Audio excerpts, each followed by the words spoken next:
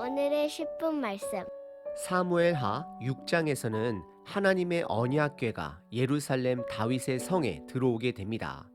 그리고 다윗은 언약궤를 옮기는 과정을 통해 그의 감정이, 그의 열심이 하나님을 앞서서는 안 됨을 배우게 됩니다.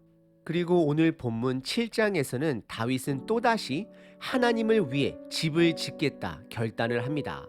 하지만 그의 결단은 하나님의 말씀으로 수정이 됩니다.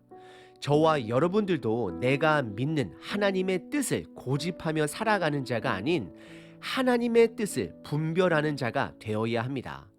오늘 본문을 가장 잘 나타내는 말씀은 로마서 12장 2절 말씀입니다.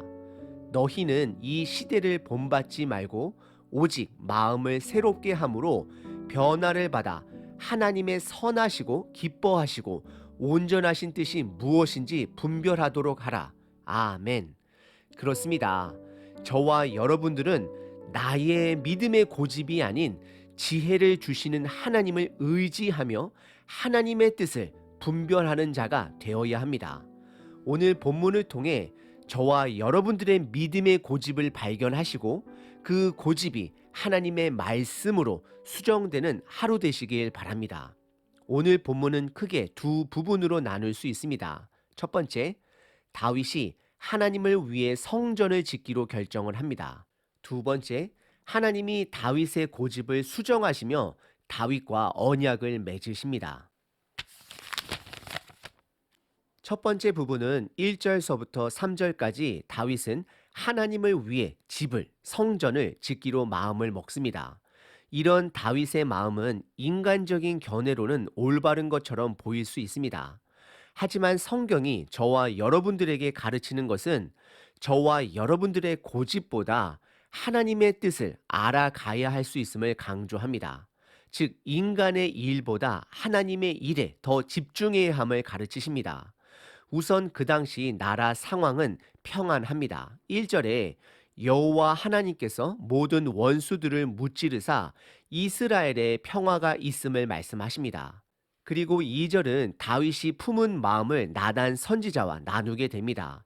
그것은 바로 본인은 백향목으로 지은 궁에서 살지만 하나님의 언약궤는 아직도 휘장, 즉 천막 속에 있는 것이 불편함을 고백합니다. 그러자 3절에 나단 선지자는 다윗 왕의 고백을 인간적인 견해로 옳다 여겨 다윗에게 마음에 품은 대로 행하소서라고 조언을 하게 됩니다. 다윗 왕도 나단 선지자도 하나님의 뜻을 모르는 자들입니다. 그들 나름대로는 하나님이 기뻐하실 것이다 생각을 하고 하나님의 뜻을 묻지 않고 인간의 뜻대로 진행하려고 합니다. 오늘 본문의 첫 번째 부분은 다윗이 하나님을 위해 성전을 짓기로 결정을 합니다. 두 번째 부분은 4절서부터 17절까지 하나님이 다윗의 고집을 수정하시는 내용입니다. 그리고 하나님은 다윗과 언약을 맺으십니다. 4절에 하나님께서 나단에게 찾아오십니다. 그리고 다윗에게 가서 전하라 명령하십니다. 하나님께서는 다윗이 품은 하나님을 위한 성전에 대한 대답을 노라고 답을 하십니다. 하나님은 두 가지로 설명을 해 주십니다. 우선 5절에는 질문 하나를 하십니다. 너가 나를 위하여 내 살집을 건축하겠느냐라고 질문을 던지십니다. 이 질문은 다윗이, 나단이 하나님의 뜻을 찾아야 함을, 질문해야 함을 깨닫게 하는 하나님의 질문입니다. 저와 여러분들은 나의 고집이 아닌 하나님의 뜻을 분별하려 하는 질문의 마음이 있어야 합니다. 다윗은 하나님의 뜻을 분별하지 못했습니다. 그리고 이어지는 6절에 첫 번째로 노에 대한 설명을 하십니다.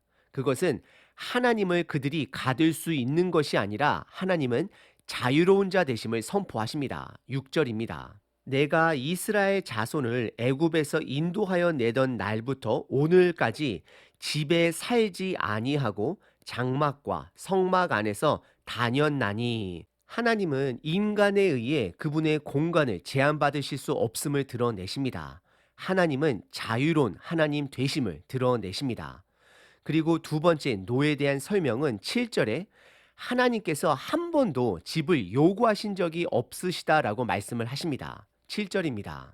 이스라엘 자손과 더불어 다니는 모든 곳에서 내가 내 백성 이스라엘을 먹이라고 명령한 이스라엘 어느 지파들 가운데 하나에게 내가 말하기를 너희가 어찌하여 나를 위하여 백향목 집을 건축하지 아니하였느냐라고 말하였느냐라고 하나님은 반문하십니다.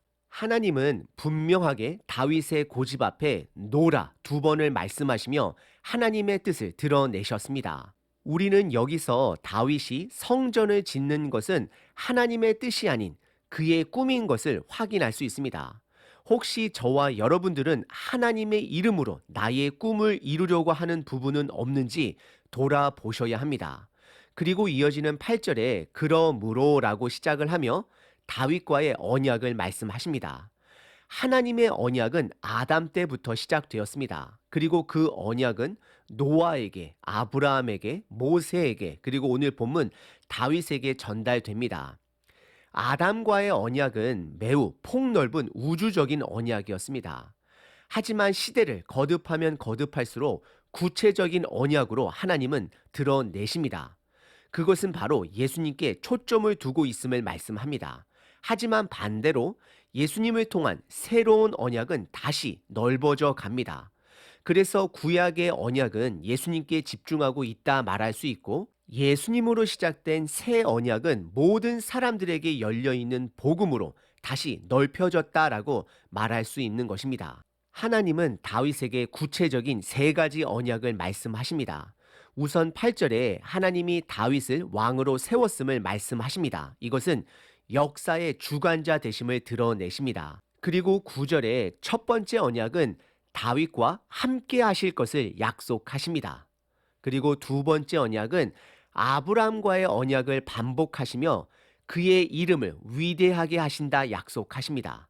그리고 3번째 약속은 10절에 정착할 수 있는 땅을 약속해 주십니다. 9절과 10절입니다. 내가 가는 곳에서 내가 너와 함께 있어 내 모든 원수를 내 앞에서 멸하였은즉 땅에서 위대한 자들의 이름같이 내 이름을 위대하게 만들어 주리라. 내가 또 내 백성 이스라엘을 위하여 한 곳을 정하여 그를 심고 그를 거주하게 하고 다시 옮기지 못하게 하며 악한 종류로 전과 같이 그들을 해하지 못하게 하여라고 말씀하십니다.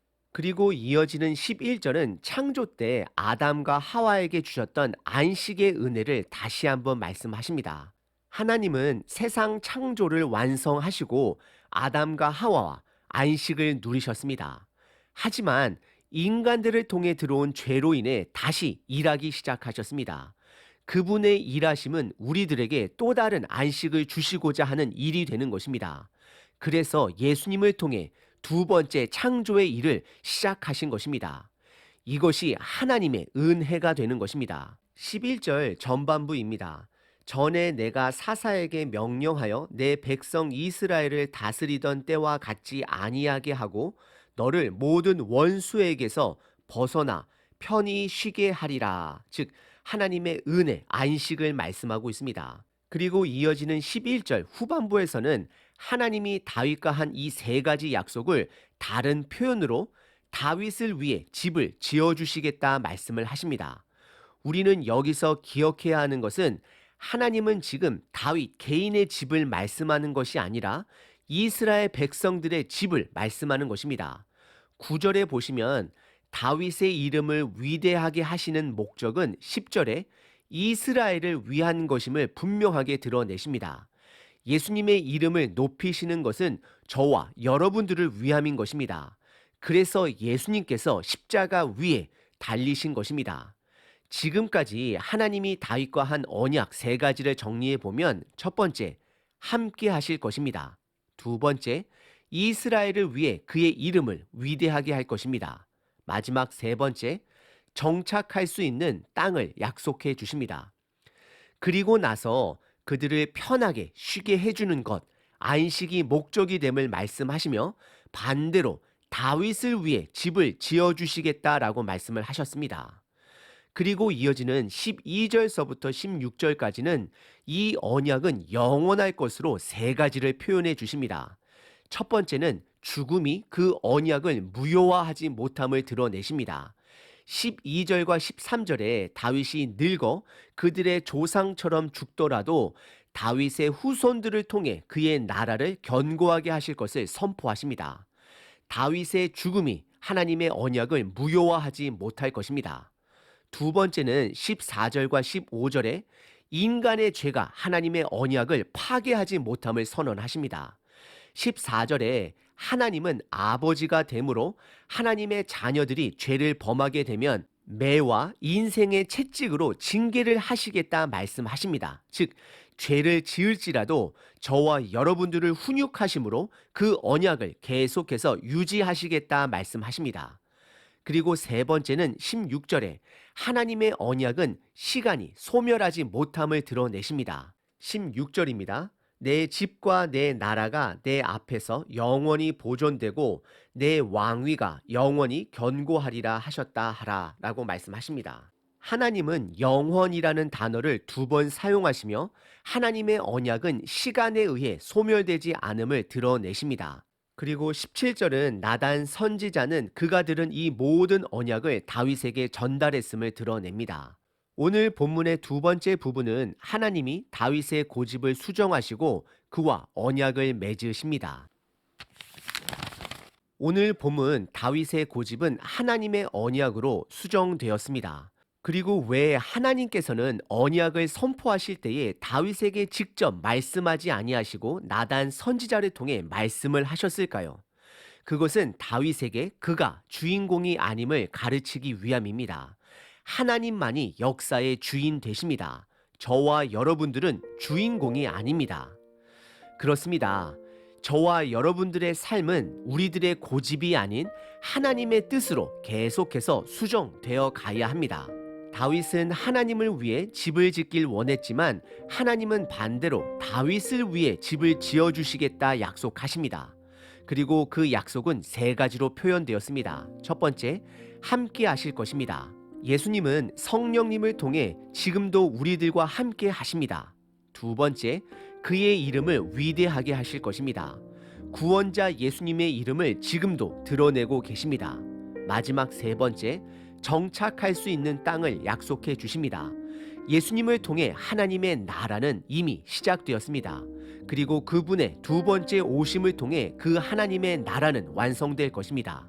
그리고 하나님은 저와 여러분들을 자녀 삼아 주심으로 우리들의 세상적 고집을 하나님의 뜻으로 수정해 주실 것입니다. 오늘 다윗은 하나님의 언약을 들음으로 그의 고집이 수정되었습니다. 저와 여러분들도 하나님의 말씀을 들음으로 우리들의 고집을 발견하는 은혜가 있기를 바랍니다. 그리고 하나님의 언약을 통해 그분의 뜻을 발견하는 저와 여러분 되시길 바랍니다.